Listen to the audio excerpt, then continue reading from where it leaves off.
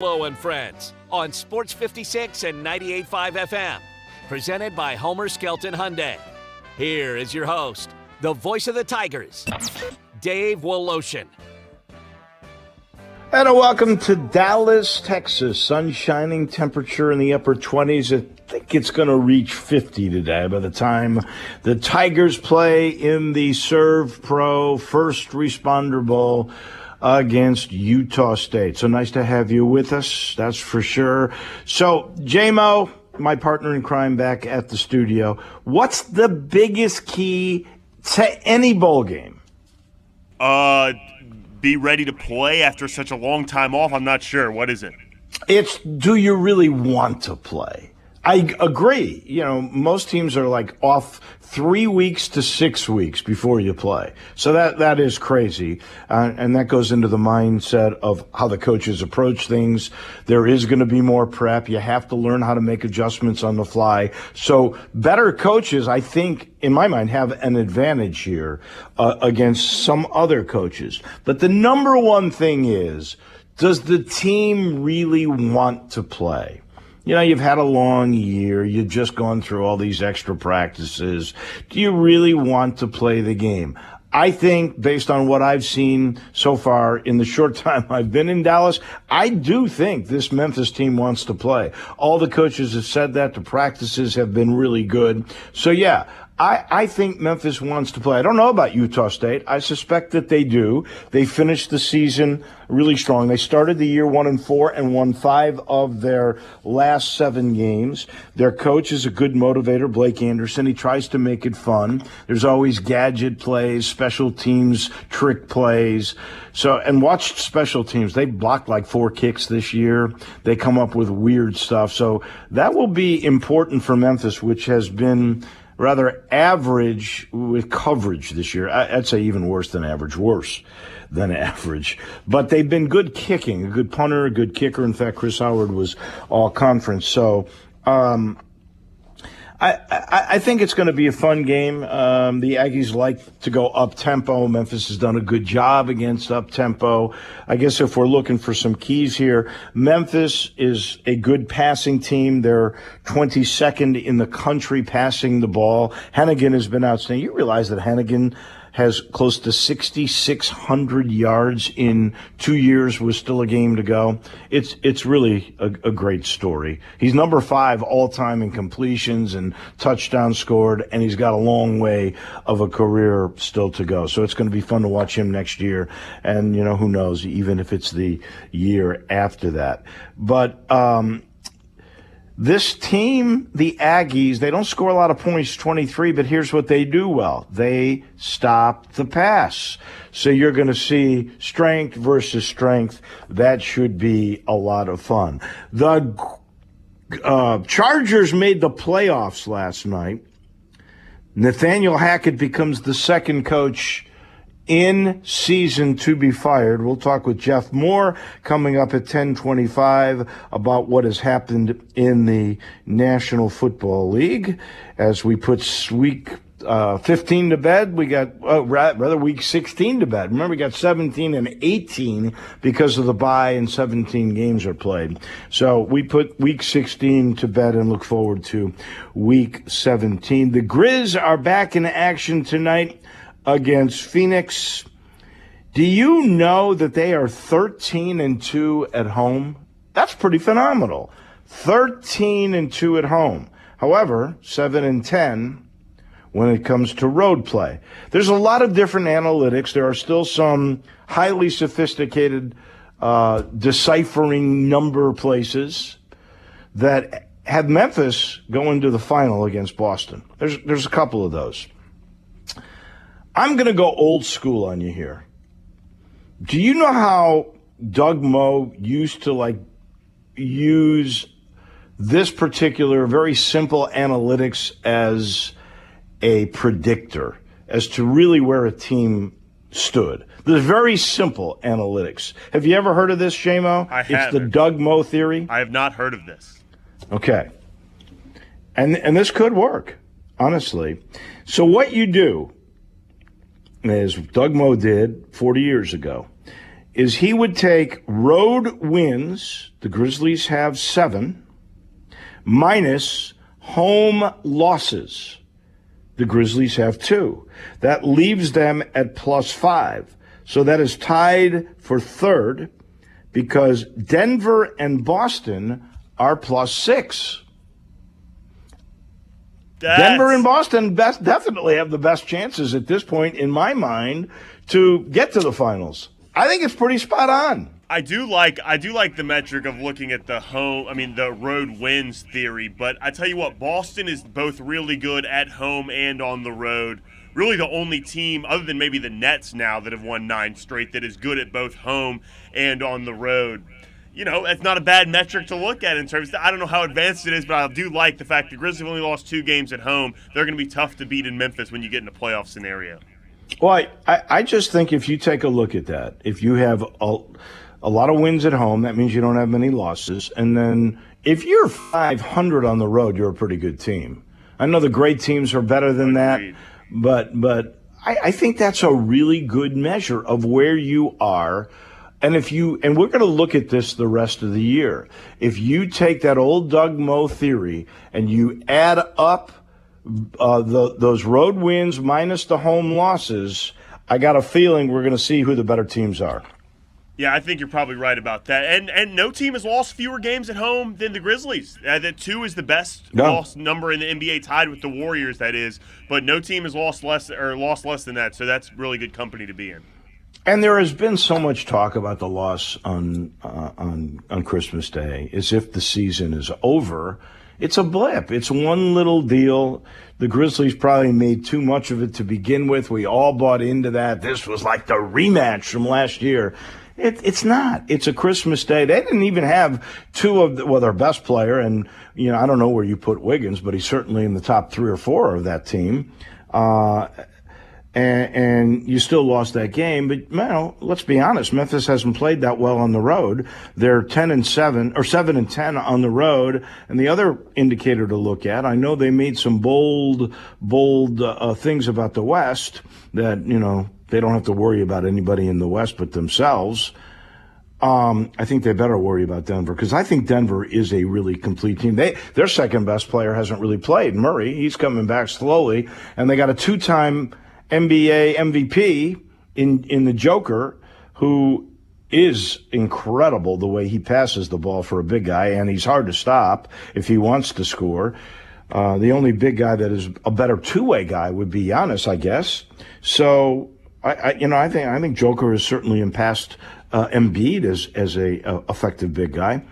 So I think that team is going to be up there all year long. But you can't make bold predictions about the West when you're only 500 in the league against the West. You're absolutely right, and more so about the West. You can't make bold predictions because the teams that are out of the playoffs right now are still only 5 games out of first place. So it's not unrealistic. I mean, even though I do think the Grizzlies make the playoffs, and probably the Pelicans too, those 2 teams that are second and third could so very easily have to play in a play-in game by the end of the year. So it's hard to make bold predictions because every team is so competitive right now. Everybody's so close. It's only, 2 days after Christmas.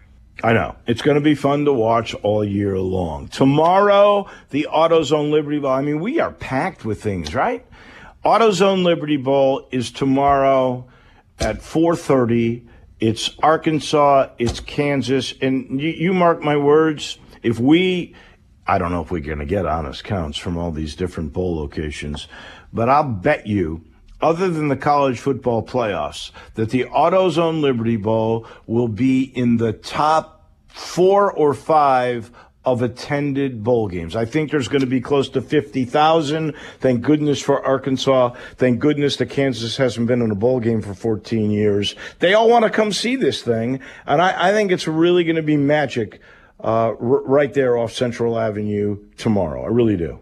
And then, Dave, yesterday on Sportstime, Brett said he got a text that Arkansas, I can't remember if it was their water or power went out in their hotel. They had to have a late change of hotels. Tons of outside factors affecting the game right now. It's going to be exciting as we come up to it.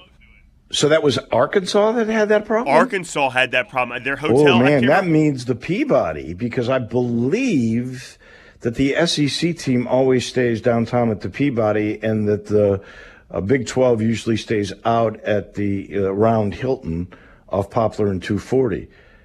So that is not a good sign. And I've been reading Twitter like crazy today. I got my own water pipe issue at my home in East Memphis, but that's tough. The water boil thing still in effect. MLGW asking workers, if you haven't heard this, I'm certain you have, asking workers to work from home and not offices today and tomorrow because of the water issues and the pipes that have burst. And apparently that must have been the problem. I'm guessing, I don't know for a fact.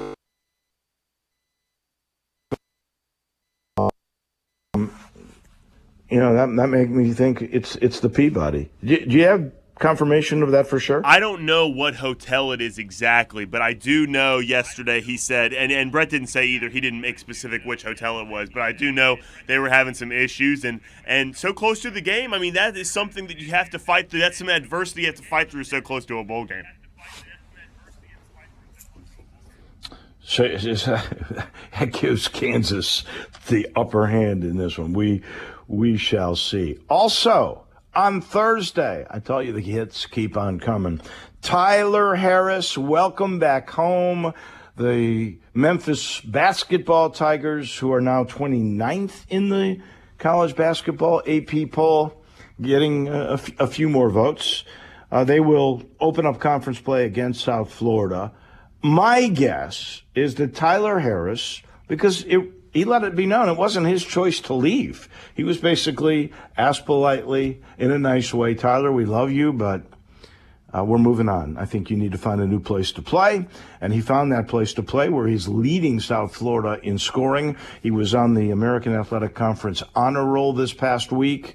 I've got the feeling, J-Mo, there will be a warm round of applause, maybe even a mini standing ovation for Tyler when he gets introduced tomorrow. What do you think? I believe it, because it's not like you just said. It was like a mutual thing. Memphis wasn't sure they wanted him back, so it's not like he left in an anger or a huff or anything like that. I think people will be happy to see him. It'll be a great homecoming for him. And he hit some big shots for the Tigers last year, a really good season for him. I think people will be happy to see him. I do too, and they should. He is a Memphis kid throughout. He wanted to come back home. I feel bad for him when he's on his third team now in his career. He's made the most of his frame. He definitely puts out the effort. He is a born pure shooter. He tries his hardest on defense for the most part. It'll be wild to see who they put on him and how the Tigers will go, because we don't know what the status of Alo is or Keontae Kennedy, how much healthier they will be. I have a real doubt in my mind that Malcolm Dandridge is going to be able to go. I think he's another week or so away. So, I'm guessing if Demarie Franklin starts, he could be the guy on him. If Alo starts, that'll be fun to watch the two former teammates go at one another like they did in high school when East was taking on Cordova. So it should be a lot of fun. And we'll get Mike DeCourcy's take on the new poll. I'm not sure there's a great team. Purdue's 1, UConn is 2 again, Houston 3, Kansas 4, Arizona 5, Virginia's tumbling down with their loss. I'm going to go back to what I said a little while ago. I think there's 15 teams that you look at and you say, you know what, they could win the national title this year, because there's not a super team that I have seen. Yeah, it's hard to differentiate. There's some teams that are good on one side of the floor and not great on the other that are ranking really well right now. So you're right, there's a lot of teams that can make some noise down the stretch of the season.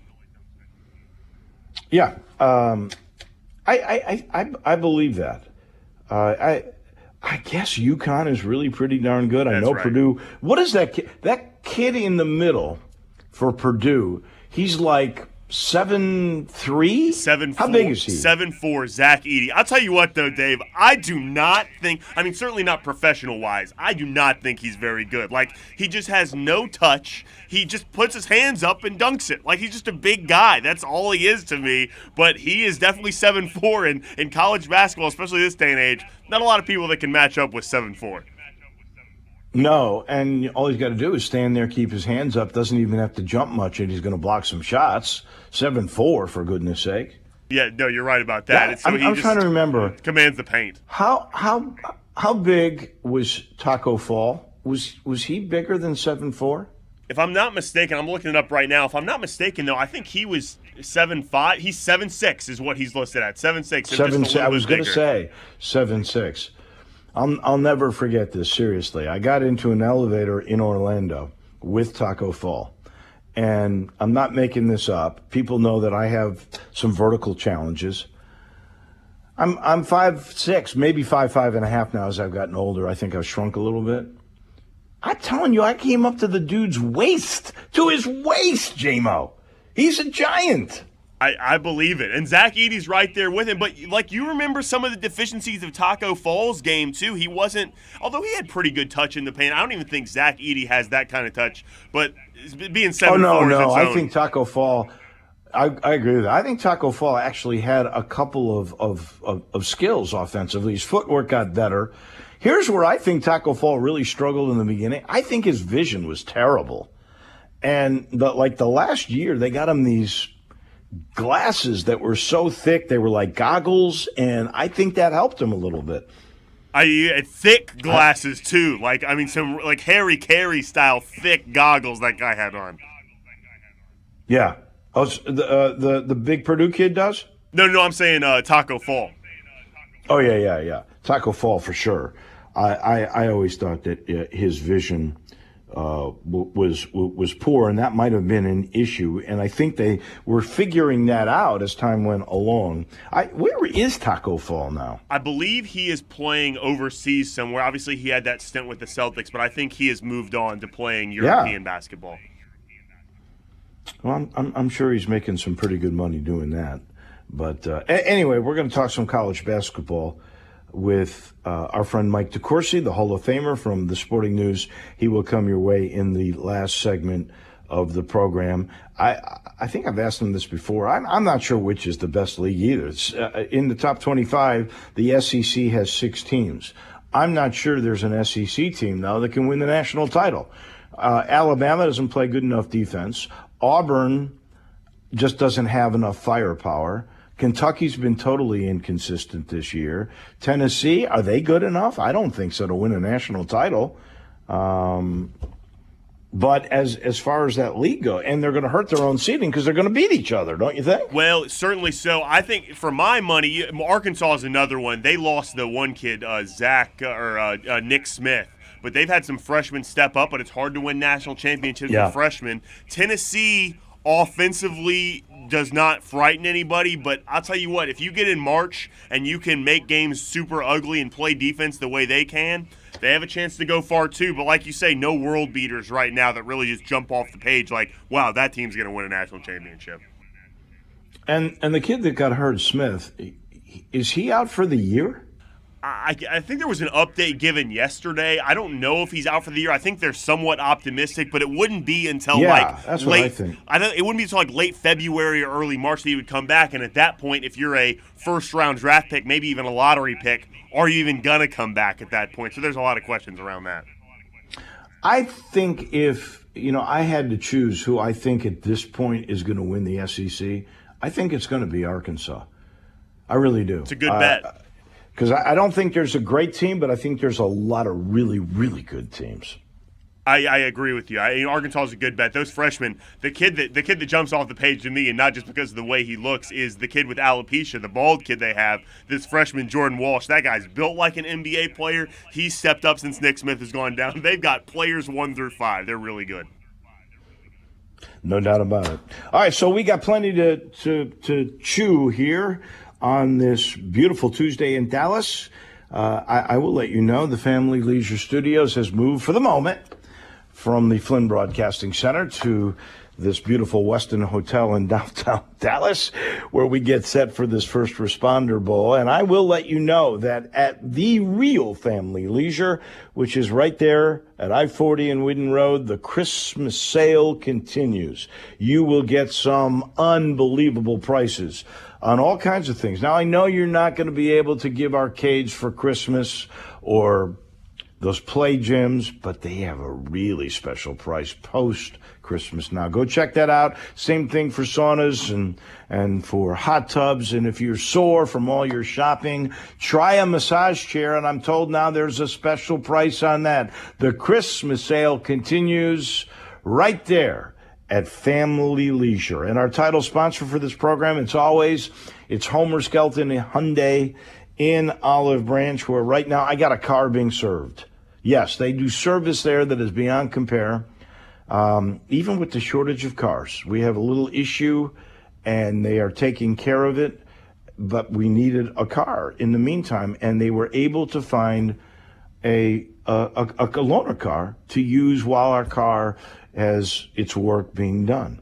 I don't know how many places do that, but they strive to take care of their customers. That's why customer retention is so good. And right now, they entice you different ways. They've got a new payment program, a deferred payment program, running all the way through the end of the month of January. You go pick yourself up a new Hyundai. Best products on the market: Santa Fe, Tucson, Palisade, Elantra, Veloster, any of those new Hyundais. You go on the lot, drive it home, and don't worry about making your first payment for 3 months. 90-day deferment payment going on right now at the one and only Homer Skelton Hyundai, right at the corner of Craft Road, first exit in Mississippi off Highway 78. Go see Chris True at all the game at Homer Skelton Hyundai. We'll pause for a second. Our friend Jeff Moore. We'll talk National Football League with him in just a minute. We are real sports talk. Sports 56 WHBQ. Available on your radio dial at 560 AM and 98.5 FM, as well as around the world online at sports56whbq.com. Take us with you everywhere by downloading the Sports 56 app. And at home, just say, Alexa, play Sports 56. Wherever you are, stay tuned in to Real Sports Talk. Sports 56 and 98.5 FM. Hello, Memphis. This is Johnny B. with the Memphis Music Room, the newest event center and music venue in the city, located right off Interstate 40 in Sycamore View at 5770 Shelby Oaks Drive. Get your tickets today for our New Year's Eve celebration. $75 tickets include a prime rib or garlic chicken dinner with party favors and a champagne toast. Entertainment to take you into the new year will be Memphis's very own Jackie Flora. Yeah, it's Christmas time. You know it's Christmas time. You know the choir's singing. Brad Webb and Friends.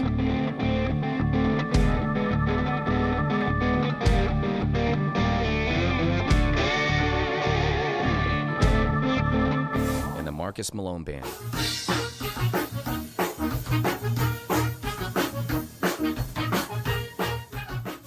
Get your tickets today at www.memphismusicroom.com. It's that special time of year when all of us have special occasions. And if you have a special occasion, then the solution is almost always 117 Prime, Memphis's premier downtown dining destination. Friends and relatives are coming in from out of town, and you want to treat them to something in Memphis they can't get in their hometown, and they sure can't get 117 Prime. The best possible steaks cooked by the steak experts, perfect seafood, drinks that can't be found anywhere else. You want to show off Memphis to your out-of-town visitors. You want to take them to Prime. Streaming on Peacock. Fellas, I'm getting married. From the creator of The Best Man and The Best Man Holiday. Come with us to Quinn's wedding. Guaranteed to put a smile on your face. And executive producer of Insecure. They want to make unfinished business into a movie. That book caused a lot of drama. Get your popcorn ready. Bring me a higher love. It's gonna be just like old times, only better. The Best Man, The Final Chapters. A new limited series. Streaming now. Only on Peacock. Let's get lit! I just left those Ford and Toyota dealers. You ought to see their selection of new cars and trucks. And you should see their prices.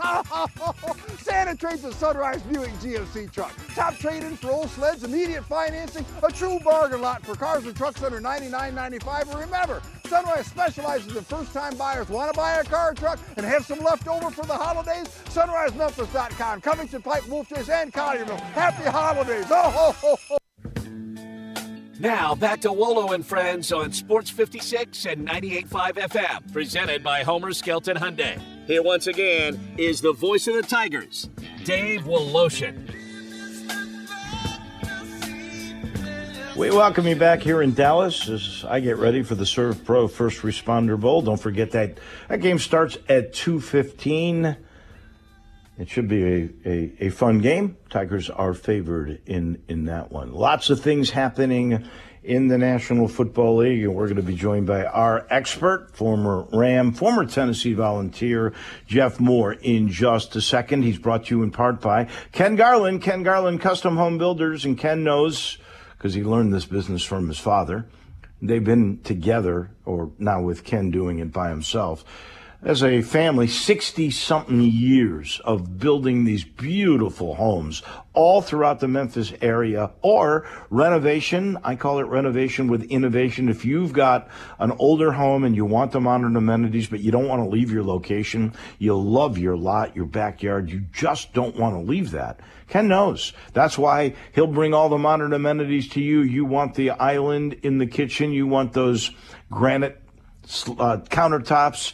You want California closets. You want speakers in the wall for your movie room, your media room. He can do all of that so beautifully. Maybe you're looking for land for that dream home. He's got some. Or you've got land you're not sure how to utilize. Well, he's got 60 years of knowledge. 751-1632, that's the number. First, go to kengarland.com. See what I'm talking about, and then call Ken. He's fun to talk to. He's that rare guy that sees little details and the big picture all at once. And he'll tell you, you should expect quality construction on time and on budget. And that's what he's been delivering for 2 generations. Ken Garland, Custom Home Builders.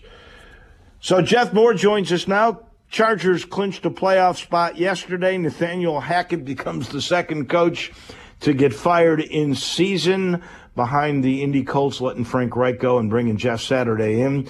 A tumultuous sort of end to what is, I think, going to be a great season. I can't tell you who's going to win the Super Bowl. Can you tell me?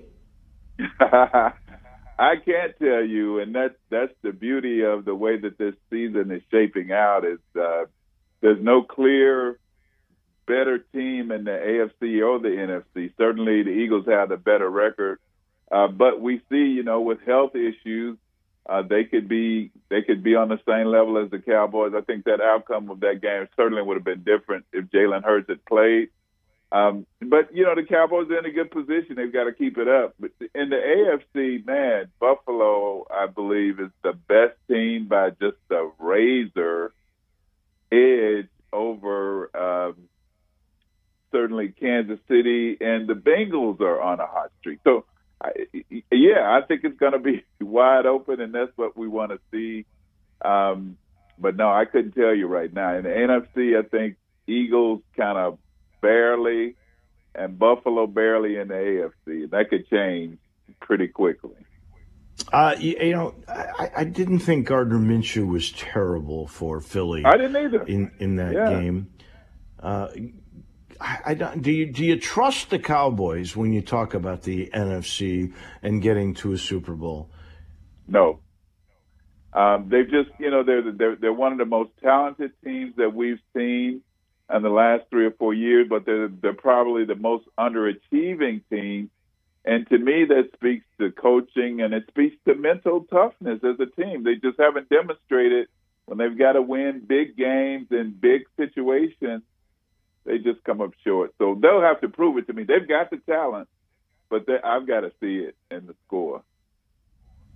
The Chargers yesterday end the week by beating Indy 20-3. That is a playoff spot for them. It's their first, which is hard for me to believe because I thought they've been better than this, but it's the first time since 2019. So they would be a 6 seed against Cincinnati if the playoffs started today. They're now 9-6.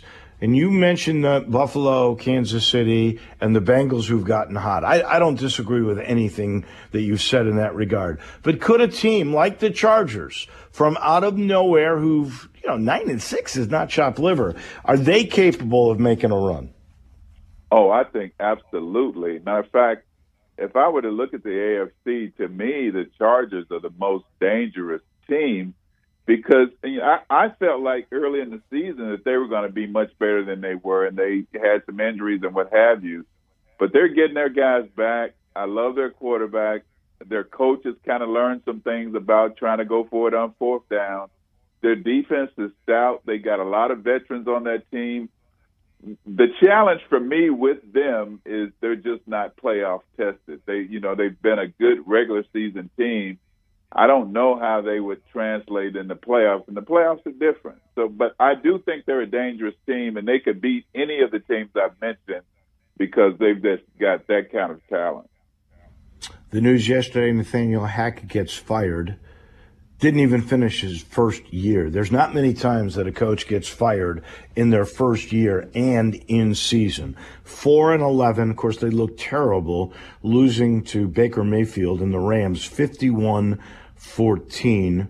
So they got this guy, Jerry Rossberg, who they actually brought in to be Hackett's right-hand man when it comes to game management, because he blew some stuff earlier in the year. You remember he went for a 64-yard field goal on a 4th and 5. He misused that whole clock that time, so they tried to help him out. They're stuck with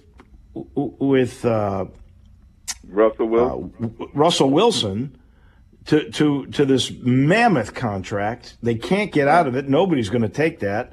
I think Russell Wilson, I think the Seattle had figured this out, that he's past his prime already. The Denver Broncos are in a bad situation. I agree with you. It's going to be interesting to see what kind of moves they make. I'm not one to give up on Russell Wilson yet. He has looked pretty horrible at times this season, and I don't know I believe there's always two sides to that story. But they definitely have some soul searching to do. I mean, they brought him in to kind of get things moving in the right direction. They thought that was the only missing piece was a quality quarterback, but certainly they've got a lot of things they've got to get fixed over there. It'll be interesting to see what happens. Does this make you sit back and wonder? Because we've seen young guys who've been coordinators come in and actually be terrific. Hackett was the OC, I think, for 2 or 3 years from Matt LaFleur at Green Bay. Now, he had Aaron Rodgers, so there's a guy who can, if you make some mistakes, he can right the ship. But, now in 2020 being hindsight, that hindsight being 2020, I mean, Hackett was just a disaster.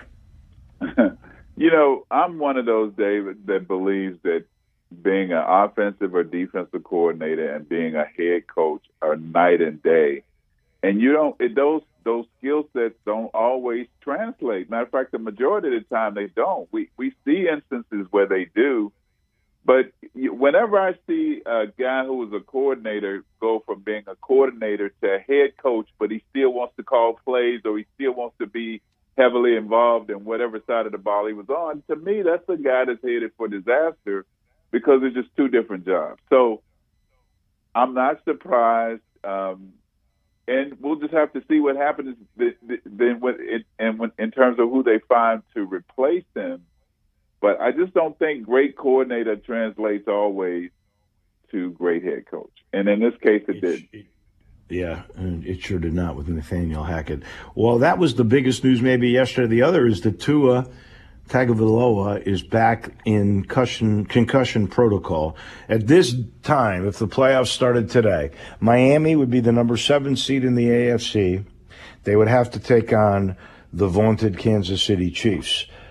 I've seen some tweets saying, Tua needs to really be careful. This is his second time. It's not good. He needs to not play the rest of the year. What do you think happens with Miami? Do they make the playoffs? Would you, if you were the agent of Tua, tell him to sit out the rest of the year?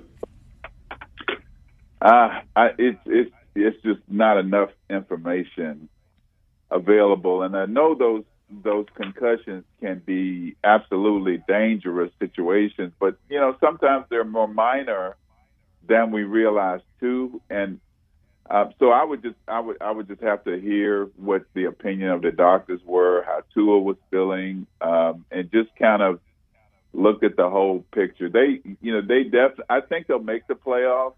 They definitely need him. He needs to play better, concussion or not, I mean, he's made some really bad decisions in the last couple of games. In the last 4 games now, they've lost 4 in a row. So yeah, I mean, they've got some things they've got to fix, but they definitely need to be careful. And I believe his team, everybody around him knows that because of what he went through earlier. On the positive side, this is such a great story. We've seen good backup quarterbacks all year. Look at Gardner Minshew for one. But the story for me in that regard is San Francisco's Brock Purdy, who is really a third-string quarterback. I believe was originally signed to be a practice player, a scout guy. And here he is. What is he, 3-0 now as the starter? He is. And that team has won 7 in a row, and they have enough pieces with him managing the way and he's played better than anybody expected, by the way. I don't want to take anything away from him, but he doesn't need to be in that offense. It's fantastic. He just needs to not make mistakes. He's done a great job, and it is a great story. I hope they can keep it up. I think they're the most dangerous team in the NFC is the 49ers. Yeah, I guess the Eagles, the Cowboys, you have to put in that position. What about this charge now by the Packers? Here comes Aaron Rodgers. Now they're starting to play. I thought the Lions were in a pretty good position, and it could be the Lions and the Packers will play last game of the year for the rights to go to the playoffs as one of the wild cards. But that'd be great. Who wants to play Green Bay right now? Whenever you play against Aaron Rodgers and he's connecting with his receivers the way that he is now, you're going to have to score a lot of points. So whoever they play better be prepared to get some touchdowns when they get in the end zone and not be going or when they get in the red zone and not be going for field goals. They're a dangerous team. I think if they make it in, they'll limp in and they won't last long because they just don't have a lot, but they are a dangerous team. Well, you mentioned now he's got Cobb back, he's got Lazard, he's got Watson. Those guys have turned out to be pretty good players, and so there's that connection. I don't think they run the ball well enough. They don't. Yeah, and they don't play really. They're not a great defensive team either. So. It'll be interesting. It'll be a tribute to him if they can make it to the playoffs, but I don't expect them to make a lot of noise in the playoffs.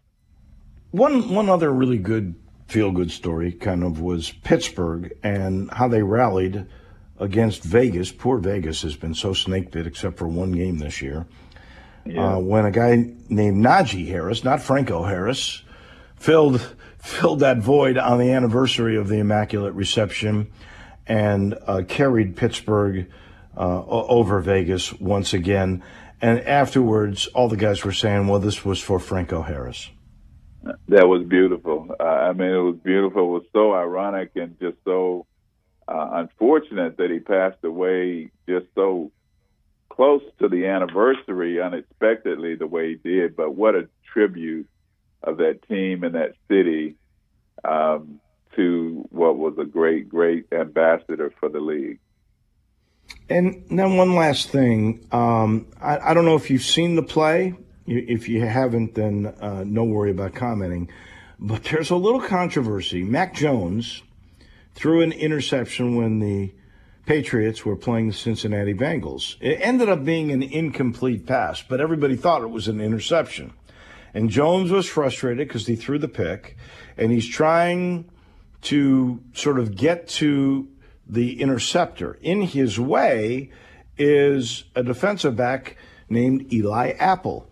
And he absolutely dives at the knees of Eli Apple. Now, he claims he was just sort of trying to take him in a clean way, fall in front of him so that it would allow other people to try and catch the guy that made the interception. To me, it looks like a dirty play, and it's not the first time it's happened. If you've seen it, I'd love your comment on that and what you think should happen. Should there be some sort of a fine for Mac Jones? I did not see the play, so I won't comment on that one. Go look it up and let me know what you think I off will. air. I'd love to hear your thoughts. I will. Absolutely, All right. absolutely. Final thoughts about Week 16 or what you look forward to Week 17? Well, certainly Week 17 will be fascinating because you got the Cowboys and Titans playing Thursday night. And Buffalo and Cincinnati are going to play this weekend. That's going to be a great game, too. So I'm looking forward to at least those two games this upcoming weekend. And yeah, I mean, we're almost knocking on the door of Wild Card weekend, which is going to be fascinating this year. Jeff Moore, let me wish you and your family to be the first to say Happy New Year. We'll talk again in 2023. Oh, sounds great. Happy New Year to you, Dave. Take care. Bye-bye. Thank you. That is our man on the NFL. That is Jeff Moore. He's brought to you by the Eflin Insurance Team. By now you've heard me talk about Matt Eflin and his great crew, guys like Grant and Andrew and Heath that are standing by the way, at 901-386-4777. That spells out GER because they're big Tiger supporters. The thing about the Eflin Insurance Team is they will sit down with you and collaborate. They get to know your family if you're talking about life insurance or a home program or auto insurance. They get to know your family, what your needs are, what your budget is, and then they will protect you the right way with what your means are. And they'll do the same thing if you've got a small to mid-sized business. He's got access to all these different companies for commercial insurance. After he gets to know you, he'll find out what your product is, what your assets are, what you really need to protect, what your budget is, and then you'll be taken care of. It's a great way to do it. Collaboration, the right way to do insurance with the right people at the Eflin Insurance Team. Again, that number, 901-386-GER, that's 4777. We'll take a break. When we come back, college hoops front and center with the Hall of Famer Mike DeCourcy from the Sporting News is next. Add a little fun to your lunch break. Join Johnny Radio for Sports 56 Happy Hour from 11 to 1 every weekday on Sports 56 and 98.5 FM. Acura of Memphis invites you to experience the all-new, completely redesigned 2022 Acura MDX. It's the most advanced SUV Acura has ever built. Experience the convenience of full connectivity, including built-in Alexa, Wi-Fi hotspot, and wireless charging, from the stunning interior, complete with third-row seating. Stop by our state-of-the-art facility and take advantage of our aggressive APR offers today at Ridgeway and 385. Or shop online from the convenience of home now. Visit AcuraofMemphis.com. Tired of overpaying for your cell phone bill? Switch to Consumer Cellular. Save up to half on your wireless plan. I sat down with the top folks running this company. Their award-winning 100% U.S.-based customer support team makes switching easy. Plus, you can keep your phone and your number with no contract or activation fees. Consumer Cellular offers unlimited talk and text, flexible data plans, starting at just $20 a month. Easily add your family and friends to your plan for just $15 a month per line. Never worry about dropped calls. Get the exact same coverage as the major carriers to over 99% of the nation. It's all backed by their 100% risk-free guarantee. Join the millions who have switched. Go to Consumer Cellular at consumercellular.com/theherd. Limited time, $25 off when you use the promo code THEHERD. That's consumercellular.com/theherd. Love it. O'Reilly. See the road ahead more clearly with Sylvania Bulbs and O'Reilly Auto Parts. Right now, purchase select Sylvania bulbs and get up to a $20 gift card after mail-in rebate, plus 2 times O Rewards points. Replace your bulbs today and see better tonight. Let the professional parts people help you find the bulbs you need. Visit O'Reilly Auto Parts or O'ReillyAuto.com. O'Reilly Auto Parts. Hi, I'm Emmitt Smith, Pro Football Hall of Famer and 3-time champion. Trust me, I know about joint pain. Pro Football's all-time leading rusher Emmitt Smith talks about chronic joint pain and exciting new regenerative treatments from QC Kinetics. I know what it's like to fight through pain, but now, you and I, we have help. QC Kinetics. QC Kinetics is the nation's leader in advanced, all-natural regenerative medicine that can give you lasting relief with no drugs, no downtime, and no surgery. Do you suffer with constant pain from arthritis or injury, pain in your knees, hips, shoulders, or lower back? back. Don't assume steroids, pain meds, and surgery are your only options. Regenerative, restorative, natural solutions are now available. Don't let your joint pain keep you from doing the things you love. Call QC Kinetics now for a free consultation and learn how regenerative medicine can repair and restore damaged joint tissue. Make the call to QC Kinetics. Tell them Emmett Smith sent you. Call QC Kinetics, 901-445-1010. That's 901-445-1010. 901-445-1010.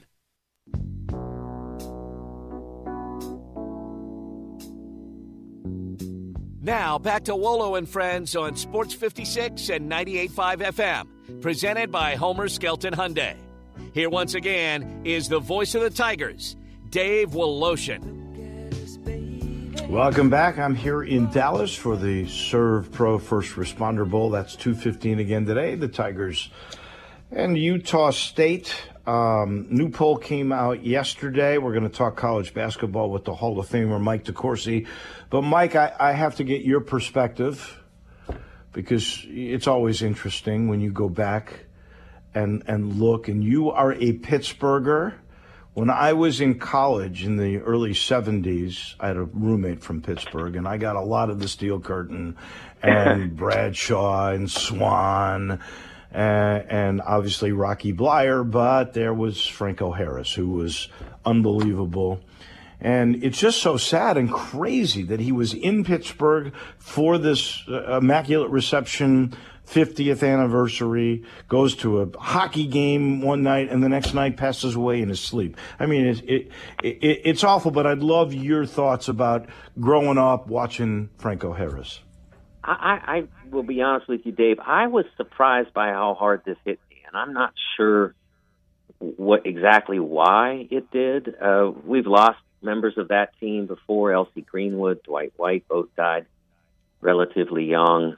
Among others, but this one hit harder, and maybe it was the timing. It was the 50th anniversary of the Immaculate Reception, and what's funny about, I tell this story all the time, and actually one of my friends who's a journalist in Pittsburgh retold the story incorrectly yesterday, in saying that the reason that the game was blacked out in Pittsburgh is that it wasn't sold out. That's not true. They could have sold 1 million tickets for that game, but they only had 50,000 plus to sell. The problem was that in those days, in 1972, the NFL still had a rule that all games at home were blacked out. Didn't matter how many tickets you sold. You could sell 80,000 if you had an 80,000-seat stadium. Your game still wasn't on. I think it was a year or two later that they changed that rule. So I experienced the Immaculate Reception through the radio. And that doesn't happen now. It just, if you want to see a big game, you're going to see it. So the first thing I thought about was Jack Fleming's call. Jack was the voice of the Steelers for about 25, 27 years, from the late 60s to the mid 90s, and he also was the voice of West Virginia sports as well, and did a magnificent job. He was a wonderful announcer, and his call on Franco was magnificent. And I'm sure you being a student to that arena, you should look it up on YouTube. It was just magical. No, I have heard it. I've often thought, this is crazy, this is abstract, but it's my sense of it. I've always thought the Immaculate Reception got voted as the number one play in the history of the NFL because we never had a defining video of it. It had to get mashed up by NFL Films to really figure it out, because they just didn't have the play, because it was blacked out. They didn't really have the play. Yeah, the camera, it was hard for the camera. They didn't have as many cameras then. It's one of the things that's changed about NFL telecasts. They didn't have as many cameras, and even, excuse me, NFL Films, it was miraculous that they managed to get a camera on Franco as he was catching the ball. It's just that looked right in his eyes instead of down at his feet where the ball was. Yeah, it's crazy. It was one of the great things. I got to meet Franco Harris later. He was going through Memphis. He was on this show, different station at that time, and he was pushing. I want to say it was like vitamins or some sort of nutrients for school kids. And he was it the the donut? most delightful guy. Donuts, that's what it was. You're right. Yes. Vitamin-packed donuts, right? Nutritious donuts, he called them, yes. Yeah. And he was in that business. I don't know how well it did for him, but, I don't think – of course, Franco never had to buy a meal in Pittsburgh anyway because he was – and the thing about Franco that is not lost, but may not connect to everybody. There are certain people in sports who are just wonderful people, and that was Franco.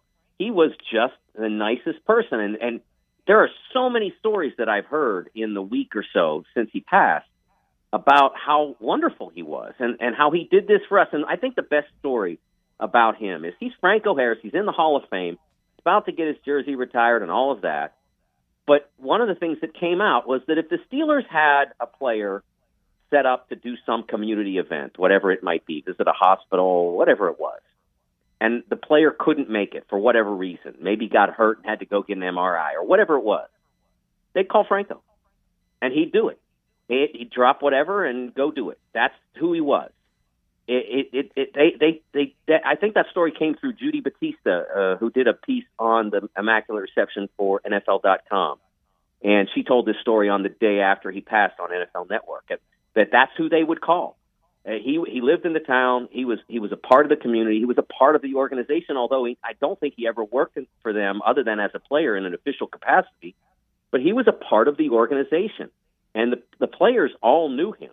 Najee Harris, the running back from Alabama who was drafted 2 years ago, they developed a friendship and a relationship. He knew Pat Freiermuth, the second-year tight end, because he went to Penn State, and Franco befriended the players at Penn State and was there to give advice and encouragement, and he was that kind of person. He was a resource for the organization who was always available to be consulted. All right, let me move on to basketball before I run out of time, because I could go rehash things with you and Pittsburgh stories all day long. I believe is your bracketology coming out today? Your first one? It will come out today. Yes. Can you just leak one little thing? Because I've got to get this in my head. Lenardi's got Memphis as a 6 seed, which I would love. They got playing Charleston then to take on Duke. I could live with that. Then Jerry Palm has Memphis as a 9 seed playing, I forget who they play, but they would then have to play the number 1 seed at the moment, which would be Purdue, which I don't want. Where do you sit with Memphis? I'm in between the two of them. And I will tell you that, of course, this is going to change a zillion times. Twice a week it'll change between now and selection week, and then it will change every day. But I have them playing the most fascinating second-round game if they are able to win in their first-round game. You can only guess what I believe there's a song about Tennessee Orange that's on the radio. Memphis taking on Calipari? No. I gave you the hint. I said there's a song about Tennessee Orange on the radio if you listen to country radio now. Oh, okay. That would be good, too. Yeah. So, that. I mean, like I said, it's going to change a million times, but it's interesting. What's nice is that what they did in their scheduling is being acknowledged by various bracket people, by the polls to an extent. I think that the fact that they did that, and like I said to you a week ago, is that they did what they needed to do in the non-conference portion of the schedule. And now the prescription now is you got to go kick some butt in this league. It's not going to be easy, but you're going to have to do that to maintain or improve upon the positions that the three of us have them stationed now.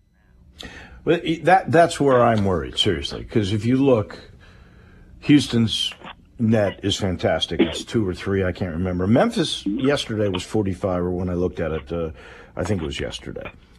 Yeah, then I have UCF is 66. After that, you're in the hundreds or a lot worse. Right. So you've got to win 15 of the 18 games, right? And probably one of those has to be Houston if you're going to get to be a 6 seed. Yeah, I think you need to beat Houston now. And I think that one of the things that the non-conference has shown, though, is that there isn't anybody you can't beat. I mean, there literally isn't anybody. That if Memphis plays their A game and can stop the opponent from playing their A game, and that's part of that's part of the deal, is you have to do the best you can, and then you have to stop them from doing their best. But I don't think there's anybody in college basketball that they couldn't beat on their best day, and that's reflected in the fact that they went to Alabama, which is right now that ballpark as good as anybody. I mean, there's nobody that is head and shoulders. If you come 3 points from beating Alabama on their home floor, if you play your best, you can beat anybody. Now that doesn't mean they're going to, but I think they can. I think they can play with Houston. I think they can do what they need to do, but they have to stay healthy, and they have to continue playing as they have to this point. And those efforts, you can't look at it and say, okay, we're playing at East Carolina or something. Well, East Carolina's not playing bad, by the way, but you can't just say, okay, that's an easy one, we'll get through that. It's not easy to maintain that intensity every night, but when you're on the mission that they're on, you have to come pretty close to that. Well, ECU, by the way, beat South Carolina, so they must be a bunch better than they were with the new regime there. That's for certain. Mike, always a pleasure chatting with you. I love going back in times. And Franco, he's just one of those guys. I think he touched all our hearts. I really do. Thank you much. I'll talk to you next year. How's that? Yes. Happy New Year, Dave. Happy New Year to all my friends in Memphis. That is the Hall of Famer from the Sporting News. That is Mike DeCourcy. He is brought to you by Conway. Conway Services, heating, cooling, plumbing, electric. And right now they're trying to get you to beat the price increase that's going to happen with all these new HVAC regulations that are going on. So if you've got an inefficient old system, get a new one, and they'll entice you at Conway by saying they'll give you a free furnace with that new system. And it's not just one brand name. There are several you can choose from. A new furnace free and the newest in technology, a Nest thermostat. All you got to do is call 384-3511. Beat the price increase. Get the new efficient system. Get a free furnace and a thermostat from Conway, 384-3511. That'll do it for us. I will chat with you for a little bit on the road tomorrow back home. JMO and Ryan Takis will take most of the show tomorrow. Have a great day, everybody. Johnny Radio is next. Hey, friends, Bill Russell at Russell Brothers Fine Jewelers. You're probably thinking,